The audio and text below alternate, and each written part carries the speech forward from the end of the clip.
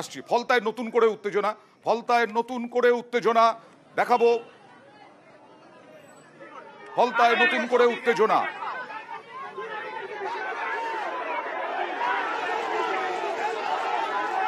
ওকে ওকে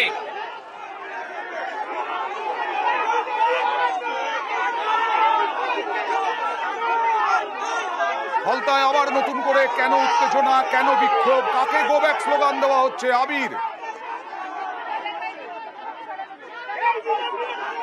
নেই এই মুহূর্তে ফলতার বেলসিংহার ছবি, যেখানে দেখতে পাওয়া যাচ্ছে যে যারা এখানে বিক্ষোভ প্রদর্শন করছেন একই দাবি এবং তাদের বক্তব্য হচ্ছে এখানে শান্তিপূর্ণভাবে নির্বাচন হচ্ছে, কেন বিজেপি প্রার্থী এখানে আসছেন?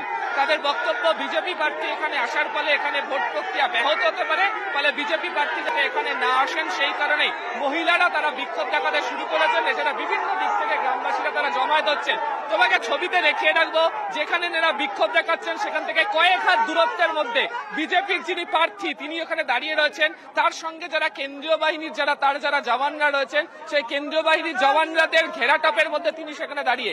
অন্যদিকে হচ্ছে ডায়মন্ড হারবার জেলা পুলিশের তরফ থেকে যে কিউআরটির যারা ছিলেন সেই পুলিশ অফিসাররা তারাও ইতিমধ্যে এসছেন। তারা যারা গ্রামবাসী যারা এখানে এই মুহূর্তে রাস্তার মধ্যে রয়েছেন তাদের সাথে কথা বলছেন এবং যাতে রাস্তা যাতে অবরোধ করা যাতে না হয়, যেন সরিয়ে দেওয়া হয় সেই বিষয় নিয়ে তারাও এখানে আবেদন করছেন। তবে যারা এখানে গ্রামবাসীরা রয়েছেন ফলতার এই বেলসিংহা এলাকার, তাদের বক্তব্য যে তারা এখান থেকে বক্তব্য নেওয়া যাবে কেন একজন প্রার্থীকে যেতে দিচ্ছেন না, একেবারেই বক্তব্য নেওয়া যাবে, তাদের সাথে কথা বলবো। কয়েকজন রয়েছেন তাদের সাথে। দিদি, কেন আপনারা বিক্ষোভ দেখাচ্ছেন? আমরা অনেক খাটাখাটনি করেছি, আমরা কোনো কিছু পাইনি, তাই জন্য দিদি আছে, শান্তি আছে, আমাদের শান্তি চাই, আমরা বিরোধীকে চাই না। আমরা অনেক কাজ করেছি, আমরা একটা চাই না, কিছু ভাঙ নেই, আমরা কিছু দিদি, আমরা বিরোধী দিদি প্রার্থী, আমরা এসেছি বসে আছি,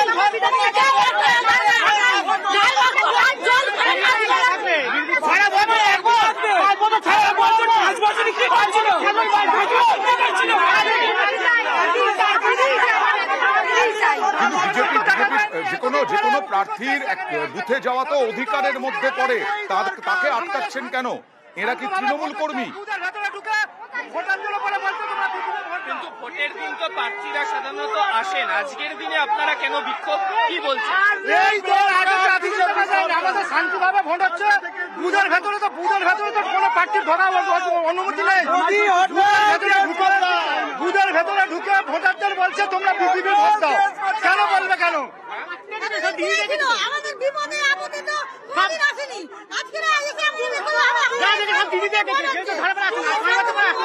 অভিজিৎ দাসকে অনেক দূরে দাঁড়িয়ে আছেন আবির, অভিজিৎ দাসের কাছে পৌঁছানো যাবে। প্রথমত 100 দিনের কাজে টাকা তারা পাননি, একেবারেই তাই। তুমি যেটা বলছো অয়নদা, ছবিতে আরো একবার দেখাবো, তুমি দেখতে পাচ্ছ দূরে যে গাড়ি দাঁড়ি করানো আছে, তুমি দেখো যে কেন্দ্রীয় বাহিনীর যারা জওয়ানরা রয়েছেন তাদের সামনে তাদের ঘেরাটোপে দাঁড়িয়ে রয়েছেন হচ্ছে প্রার্থী।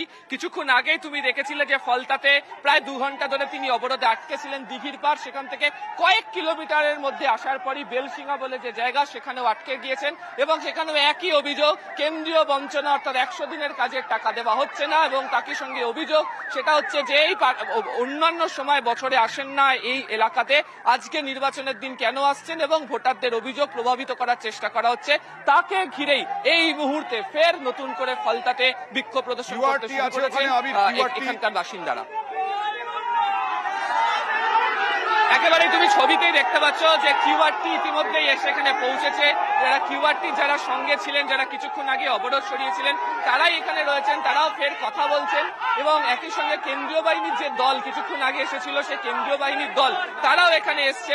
তবে যারা এখানে বিক্ষোভ করছেন তারা অনড়, তাদের বক্তব্য কোনোভাবেই প্রার্থীকে এগোতে দেওয়া যাবে না, ফলে রাস্তা অবরোধ করে তারা এই মুহূর্তে এখানে দাঁড়িয়ে রয়েছেন। মহিলারা রয়েছেন, পুরুষরাও রয়েছেন এবং তারা গো ব্যাক স্লোগান দিচ্ছেন এই মুহূর্তে রাস্তা। আমি তোমার কাছে আসবো, তুমি সঙ্গে থাকো। এই মুহূর্তে নিউজ 18 বাংলায় যারা চোখ রেখেছেন তাদের জন্য জানাই, ফলতায় আবার নতুন করে উত্তেজনা। ফলতাতেই আটকানো হলো আবার বিজেপি প্রার্থী অভিজিৎ দাসকে। এর আগে 2 ঘন্টা আটকে ছিলেন, তারপরে আবার আটকানো হলো। আর বিক্ষোভকারীদের দাবি যারা আটকেছেন তাদের দাবি, তাদের অভিযোগ যে বিজেপি প্রার্থী অভিজিৎ দাস এর আগে কোনোদিন আসেননি, কেন্দ্র টাকা দিচ্ছে না, আর বিজেপি প্রার্থী নাকি বিভিন্ন বুথে গিয়ে বিজেপিকে ভোট দেওয়ার কথা বলছেন, ভোটারদের প্রভাবিত করার চেষ্টা করছেন। আর কেন্দ্রীয় বাহিনী তারা এখন কিউআরটি এসে এখন ভিড় সরানোর চেষ্টা করছেন, কিন্তু মানববন্ধনের মতো হয়ে গেছে প্রায় ওই এলাকায়, এখনো বিক্ষোভ দেখাচ্ছেন। সরাসরি সেই ছবি দেখাচ্ছি আমরা। আবার কথা বলবো আবির আসবো তোমার কাছে, তবে তার আগে অভিজিৎ দাস কি বলছেন দেখাবো।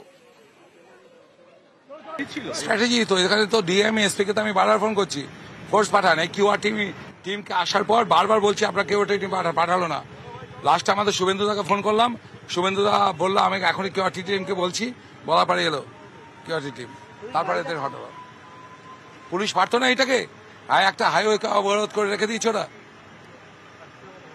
সেক্টর অফিসারকে ফোন করলাম যে ক্যামেরা ওখানে কেন রয়েছে, সেই সেক্টর অফিসার লোক এসে ওদের তৃণমূলের ওখানটা প্রধানের বরকে ডেকে নিয়ে গিয়ে ওইভাবে সমস্ত জমায়েত করে এজিটেশন করলো। আবির, এখন কি পরিষ্কার হয়েছে রাস্তা নাকি এখনো চলছে?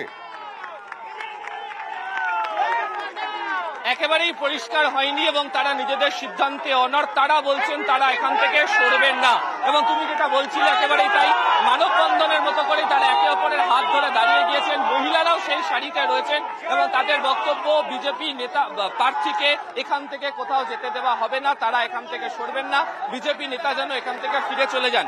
পুলিশের যে সমস্ত কর্মীরা ছিলেন তারা বোঝানোর চেষ্টা করছিলেন, পুলিশের যারা কিউআরটি যারা ছিলেন তাদেরকে তারাও বোঝানোর চেষ্টা করেন, যদিও কোনো কথা তারা শুনতে রাজি নন। তাদের বক্তব্য যতক্ষণ না পর্যন্ত বিজেপি প্রার্থী এখান থেকে মুখ ঘুরিয়ে চলে যাচ্ছে, কথাতেও চিড়ে ভিড়ছে না, কিউআরটির কথাতেও চিড়ে ভিড়ছে না, তারা অনড়, তারা অভিজিৎ দাসকে কিছুতেই যেতে দেবেন না। এই নিয়ে আমরা আলোচনায় ফিরবো, রাজনৈতিক তর্ক বিতর্কে আসবো, কারণ একটা ছোট্ট বিরতির সময় হয়ে গেছে। এইভাবেই বিভিন্ন জায়গায় প্রার্থীদের ঘিরে বিক্ষোভ, প্রার্থীদের আটকানো আজকে থেকে নয়, প্রথম দফা থেকেই আমরা দেখে আসছি। একটা ছোট্ট ব্রেকের পর ফিরে আসছি।